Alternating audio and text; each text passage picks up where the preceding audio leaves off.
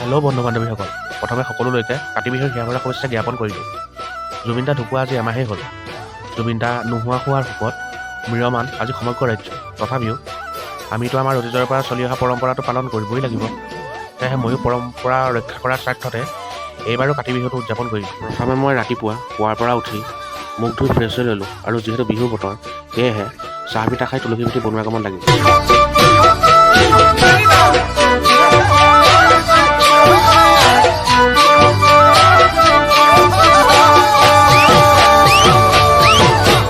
মিচিকৈ মইনা নাহিবা, ঘপকৈ মৰম বাঢ়ি যায়, ঘপকৈ মৰম বাঢ়ি গ'লে ঘপকৈ চুমা দিবলে মন যায়।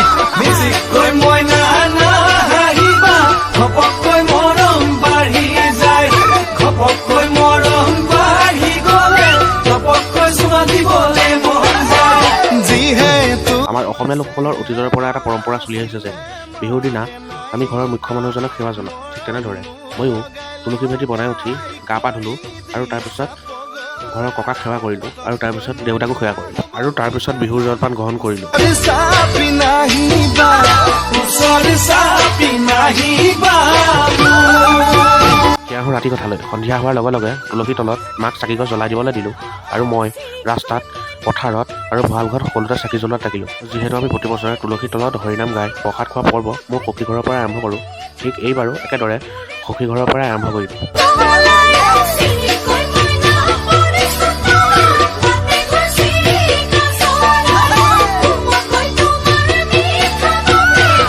তাৰপিছত এঘৰ এঘৰকৈ হৰিনাম গাই প্ৰসাদ খাই আহি মই মোৰ নিজৰ ঘৰ পাওঁ।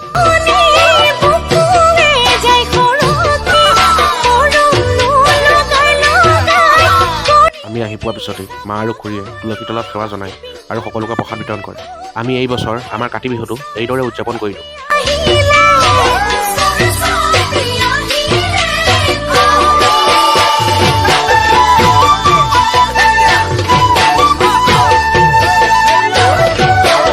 শেষত সকলোলৈকে মৰম আৰু সেৱা নিবেদন কৰিম। যদি ভিডিঅ'টো চাই ভাল পালে like, comment, share and subscribe কৰিবলৈ নাপাহৰিব। আজিলৈ বাই বাই, ধন্যবাদ।